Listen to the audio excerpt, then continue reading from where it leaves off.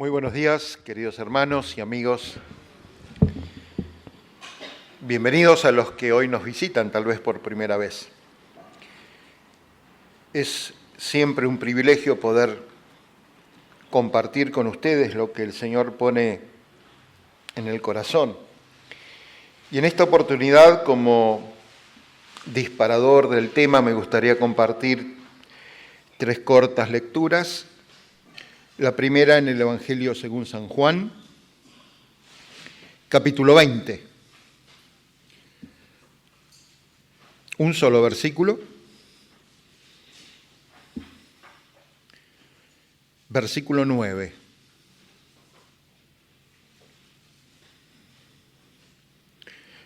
Porque aún no habían entendido la Escritura, que era necesario que Él resucitase de los muertos. Qué texto tan sencillo que puede ayudarnos a predisponer nuestra mente y nuestro corazón, comprendiendo que no hay excusas ni hay verdaderos obstáculos.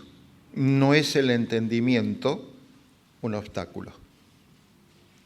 Puede ser que no entendamos cómo es posible que el Señor Jesucristo haya resucitado de entre los muertos, pero no es una excusa para en esta mañana poder abrir el corazón y poder creer. Aquellos que más íntimamente habían estado junto al Señor Jesucristo, esos discípulos que escucharon sus lecciones, oyeron las predicaciones de Jesús, vieron realizar los milagros. Dice Juan, incluyéndose porque él era uno de estos dos, Pedro y Juan habían corrido al sepulcro. A pesar de haber estado 3 años escuchando al Señor, no entendían las Escrituras. Y tal vez en esta mañana hay muchos aquí presentes, incluido, que hay cosas de las Escrituras que no están claras. Pero eso no puede ser una barrera, porque el Espíritu Santo suple nuestra gran necesidad. 1 Corintios, capítulo 15.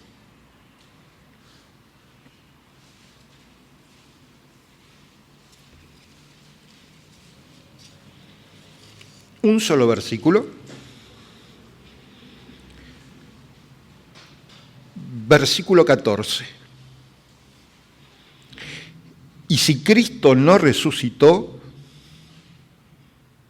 vana es entonces nuestra predicación. Vana es también vuestra fe. Interesante el discurso del apóstol Pablo. Uno tendría que leer los versículos anteriores para comprender que usando un método del absurdo, trata de enseñar a aquellos que estaban cuestionando la veracidad de la resurrección de Jesucristo. Y con argumentos muy interesantes, él hace esta afirmación: y si Cristo no resucitó. Primer parte. No está diciendo que Cristo no resucitó. Llama la atención de aquellos que estaban argumentando eso. Y si Cristo no resucitó, pasan 2 cosas. Vana es entonces nuestra, observen, nuestra predicación. Y termina diciendo, vana es vuestra fe. Hay una responsabilidad de aquellos que estamos llamados por el Señor para enseñar la Escritura, para predicarla, pero hay una responsabilidad en cada uno de ustedes. Cuando se estudia el tema de la resurrección, hay 3 formas de encarar el estudio. Sé que queda poco tiempo.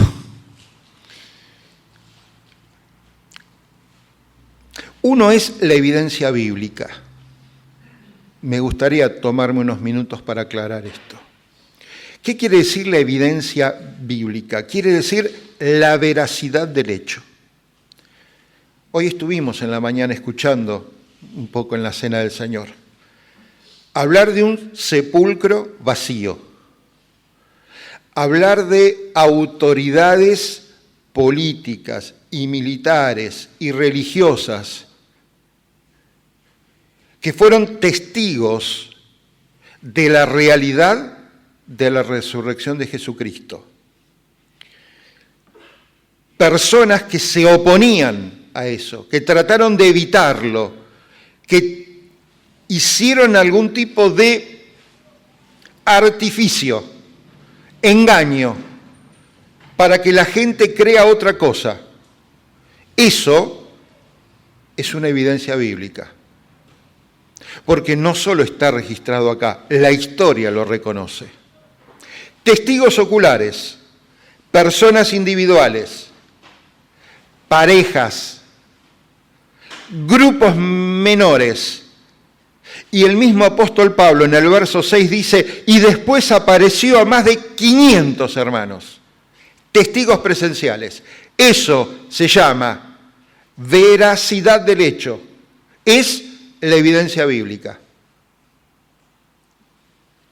Pero queda otra, la transformación, los cambios de aquellos que eran cobardes y miedosos, transformándose en leones que llevaron la palabra por todo el mundo. Eso no se consigue con una mentira. Solo puede tener un fundamento, la veracidad del hecho. Por eso es que Pablo empieza diciendo, ¿y si Cristo no resucitó? Él apeló a la veracidad de los hechos. Se habrán mirado entre sí y habrán cerrado su boca. No podemos decir nada. Pero cuando estudiamos la resurrección hay una segunda área, que es la revelación teológica.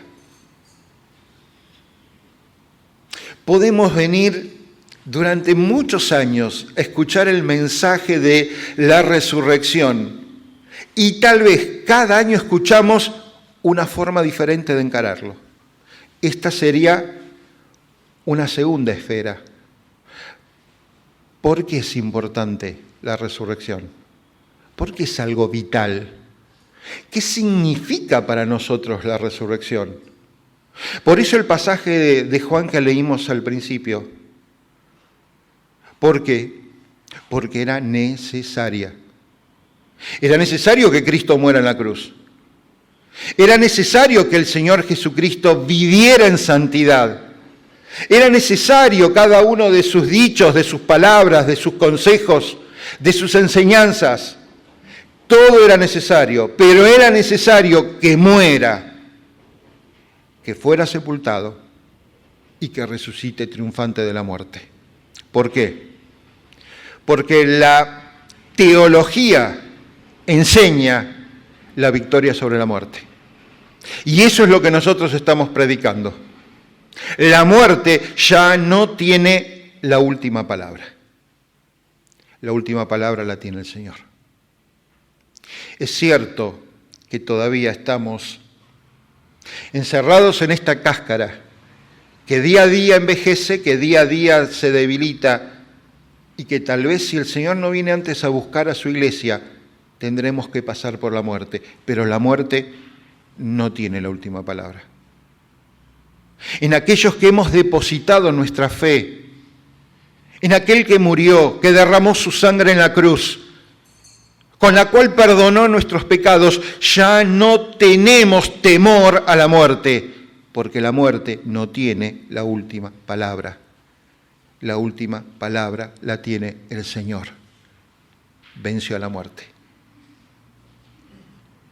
Por otro lado, la otra relevancia teológica es la justificación. La justificación está basada en la resurrección. ¿Por qué? Porque la resurrección es como el recibo a nuestro favor de que el pago que el Señor Jesucristo hizo con su sangre por nuestros pecados fue aceptado. La muerte no lo pudo retener. En Él no había falta. En Él no había mentiras. En Él no había engaño. Y como la muerte no lo pudo retener, resucitó triunfante. Y como Él resucitó, y como Él está vivo, yo estoy vivo en Él. Es la señal de que Él fue declarado justo, si no, no hubiese resucitado de entre los muertos. Y su justicia es mi justicia. Por eso es un fundamento teológico. Y Pablo dice, vana sería nuestra predicación. A Él importa la teología. Y es una responsabilidad de los que estamos al frente en la iglesia de enseñarla conforme a lo que dice la sana doctrina. Pero no solo victoria, no solo justificación, también el fundamento teológico de una vida nueva. Y cuando hablo de una vida nueva, no estoy hablando de la vida eterna. Estoy hablando de una vida diferente aquí en este mundo donde el Señor nos tiene. La vida del Cristo que resucitó puede ser mi vida si me dejo llevar y guiar por su Santo Espíritu. Por supuesto que voy a seguir equivocándome, pero voy a tener una vida que puede ser diferente a la que el mundo está acostumbrado a ver. Puede ser una vida que atraiga, que demuestre interés, que llame a preguntar, ¿qué es lo que hace esa vida diferente? Y la respuesta tiene que ser indudablemente el Cristo que está vivo, porque la tumba está vacía. Él hace la diferencia. Pero hay una tercera área. Y tiene que ver con la conexión personal y emocional de cada uno de nosotros. Es decir, me gustaría que hoy podamos hacernos la pregunta, ¿qué tiene que ver la resurrección de Jesucristo conmigo? No lo veo como historia, no lo veo como teología. Lo veo como una realidad y una necesidad de mi vida. Y eso es lo que Pablo dijo, porque dijo, vana es también vuestra fe. No se quedó con la historia, no se quedó en teología, apuntó a la fe de los que lo estaban escuchando. ¿Cómo es tu fe? ¿Cómo ha impactado la resurrección de Jesucristo en tu vida? Vamos a Juan, capítulo 20.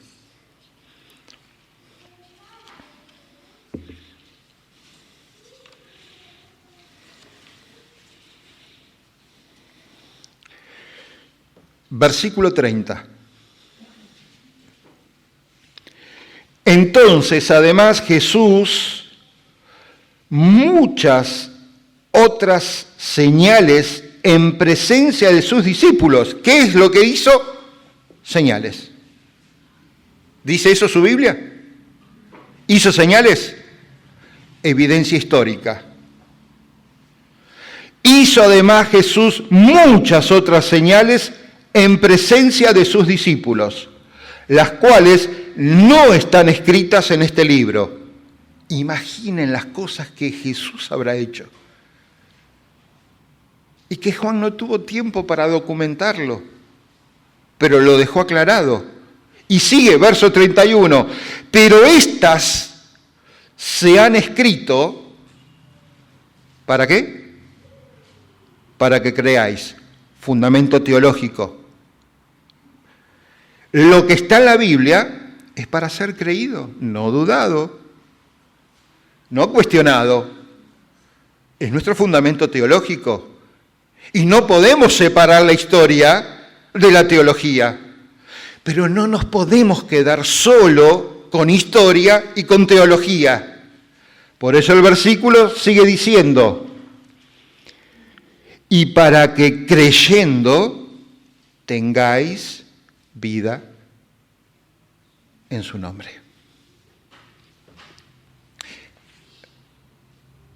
La resurrección no es solo para pensarlo como algo histórico, para recordar una vez por año, como bien decía Aldo. Es algo de todos los días. Porque es el fundamento teológico de lo que nosotros creemos y predicamos. Pero la pregunta ¿es mi experiencia personal? Y no queda mucho tiempo. Pero me gustaría poder seguir las pisadas del Cristo resucitado. Y eso empieza ahí en el capítulo 20 de Juan, en el versículo 11 al versículo 18. No hay tiempo para leerlo, pero les doy las citas. Primer día de la resurrección del Señor. Una mujer junto a una tumba vacía. Muy temprano, de madrugada en ese huerto, hay duelo, hay tristeza, hay confusión. Seguramente hay muchas lágrimas. Ella está buscando a su maestro, a su Señor, a su consejero. Lo creía muerto, pero él estaba vivo. Por supuesto no lo encontró. Se encontró con alguien y el estado que ella tenía no le permitió verlo, identificarlo. Pero bastó una sola palabra, María. Bastó sentir que el Señor la estaba llamando por su nombre e inmediatamente lo reconoció. Maravilloso. El Señor fue a buscar a cada uno de los suyos y empezó por María. Y no solo le quitó la tristeza y el desaliento y el desánimo, no solo alegró su corazón, le dio una tarea, le dio una misión, la encomendó a algo que no es poca cosa. Dice la Escritura, ve a mis hermanos y diles. Usó a María. ¿Saben cómo la llamaban a María Magdalena los primeros padres de la fe, aquellos cristianos del primer siglo? La apóstol de los apóstoles. Porque apóstoles se han enviado. Y Dios permitió que María fuera y se encontrara con aquellos que estaban tristes, porque su Señor había muerto. Me gustaría que hoy pensemos cómo Jesús me busca en mi dolor. Y qué lindo sería que cada uno de nosotros podamos mirar hacia adentro y entender qué es lo que hoy nos está trayendo lágrimas a la vida. ¿Qué es lo que nos está causando dolor? ¿Qué es lo que nos está quitando el sueño? Y entendamos que el Cristo resucitado sirve para mi consuelo personal. Él me está buscando en esta mañana. Y no solo me está buscando, está dispuesto a darme una tarea. Está dispuesto a usarme para la gloria de su nombre. Lucas capítulo 24, saltamos a otro de los evangelios. Versículo 13 y versículo 15. Pasaje que muchas veces hemos leído y por amor al tiempo no lo podemos leer. 2 personas caminando de Jerusalén a Emaús, 11 kilómetros. Linda caminata, buen entrenamiento. Tal vez su estado físico era bueno, pero su estado emocional era malo. Tristes. El verso 24 muestra la expectativa que ellos tenían. Esperaban del Señor Jesucristo algo que no se concretó. Se les derrumbó sus proyectos y sus ideas. Verso 19 muestra que conocían las obras de Jesús. Tal vez lo habían escuchado, tal vez lo habían visto, obvio. Porque dice varón profeta. Lo reconocen como un poderoso en obra, poderoso en la palabra, de buen testimonio. Así es Jesús. Así era Jesús. Así sigue siendo Jesús. Pero en algún momento les llegó noticias que aquel que había despertado tanta atención en sus vidas, ahora estaba muerto. Qué interesante, Jesús lo fue a buscar. Porque la resurrección no es algo solo histórico y teológico, es práctico, personal y diario. Jesús los fue a buscar, se apareció con ellos. Iban caminando los 3.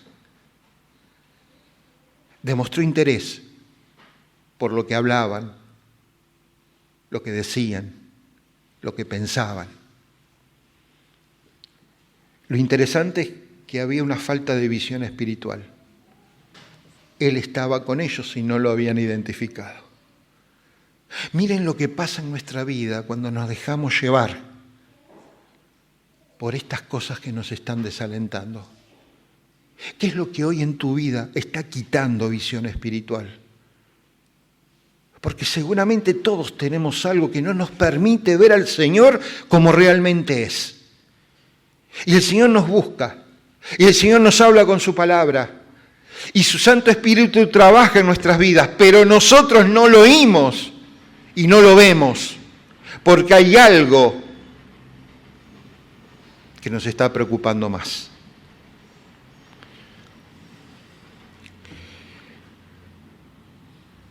Pensar que el Señor Jesucristo tuvo que compartir con ellos algo especial, simplemente el partir un pan, el sentarse en una mesa, el hablar con ellos, pero hacer algo que abrió sus ojos. Y no solo abrió sus ojos, empezó a arder el corazón, dice la Escritura. ¿Cuánto hace que nuestro corazón no arde por el Cristo resucitado? ¿Cuánto hace que solamente lo vemos como algo histórico o algo teológico para enseñar y para explicar? Pero me cuesta bajarlo a la realidad de mi vida y contarle a Él lo que realmente me está preocupando. ¿Cuántas veces la decepción y la tristeza ganan la batalla? Juan capítulo 20, pero ahora verso 19. Voy muy rápido. Un aposento alto, puertas cerradas y un grupo reducido porque faltaba Tomás. Estaban encerrados por miedo. Desde el 19 al 23 relata cómo el Señor los fue a buscar. No fueron ellos, fue el Señor. El Señor se apareció en medio de ellos. No importaba el miedo. Y el Señor no lo cuestiona. No importaba el encierro. Y el Señor no los cuestiona. El Señor se presenta trayendo lo que sus corazones necesitaban, paz a vosotros. Paz. ¿Cuánto hace que estamos viviendo sin paz? ¿Cuánto hace que estamos escondidos dentro de aquellas cosas que nos están aprisionando? ¿Cuánto hace que no dejamos que el Cristo resucitado trabaje en nuestras vidas, en nuestras realidades? Así como Jesús atravesó las paredes, no hay nada que impida que el Señor llegue a mi corazón. No hay nada que impida que el Señor trabaje en mi vida, que cambie mi hogar, porque Él tiene el poder. La paz que el Señor le llevó no se compara con ninguna otra paz. No es la paz que viene de la ausencia de los conflictos, es la paz que viene en medio del dolor, de la tormenta, de la desesperación y del miedo. Esa paz trae Jesús. Pasan algunos versículos, Juan capítulo 20, pero ahora el verso 24. Pasaron 8 días. Ahora está presente Tomás, aquel que había dicho, si yo no lo veo, no lo creo. Yo los respeto a ustedes me contaron que lo vieron, pero la verdad tengo desconfianza. Y el Señor lo fue a buscar.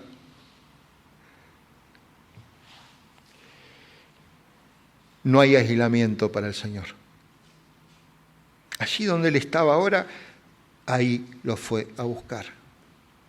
Y el Señor fue con pruebas. Mira, Tomás, mira mis heridas. Yo soy el que morí. Yo soy el que estaba clavado en la cruz. Mira, soy el mismo, ¿eh? ¿Querés poner tu dedo?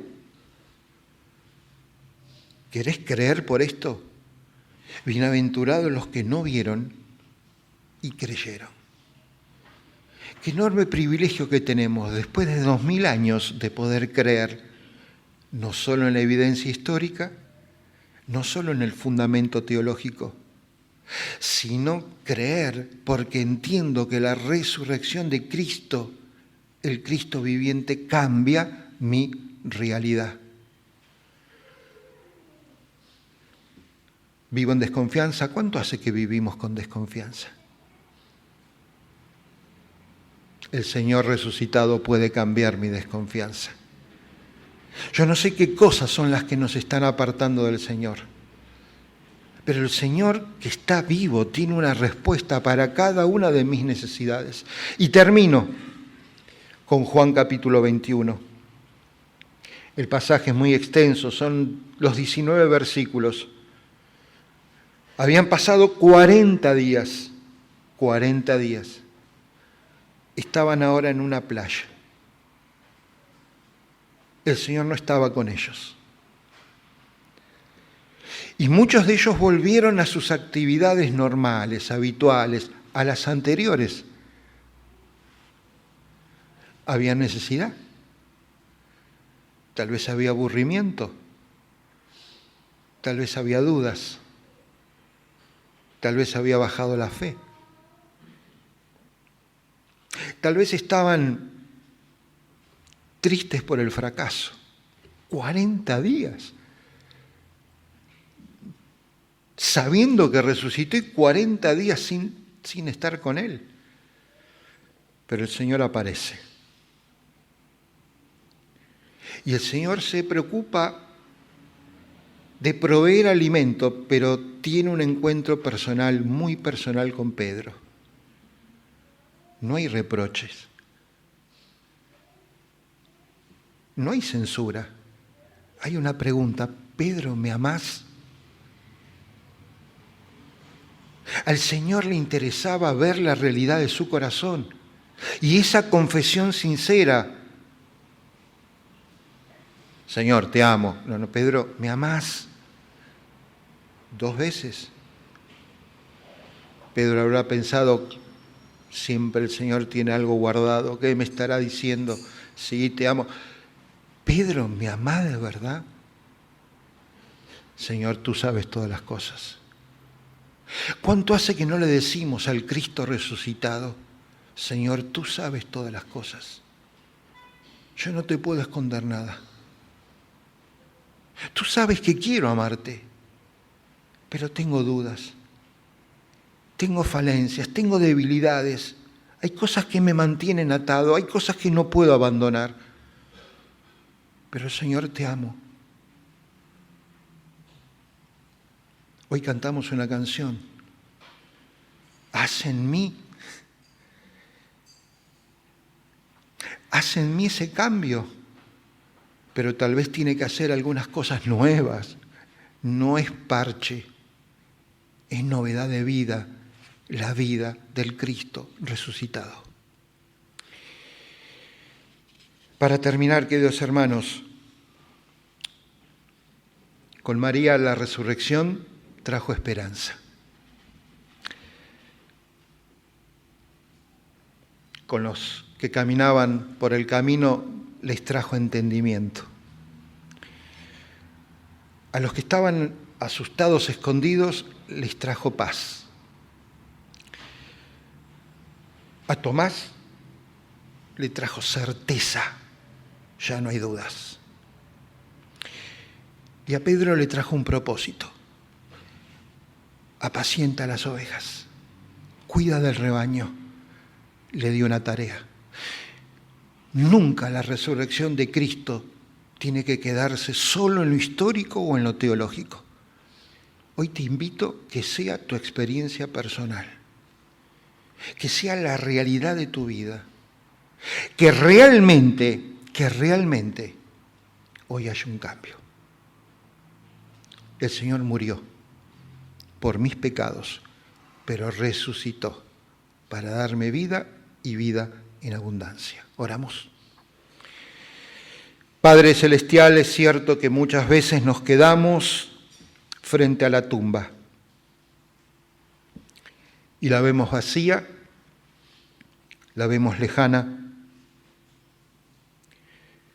Nos quedamos admirados por la profundidad teológica, por cuánto entendemos de las Escrituras. Padre, a veces nos quedamos simplemente con la idea de que aquella piedra rodó. Y nos quedamos con la idea de aquellos lienzos prolijamente colocados.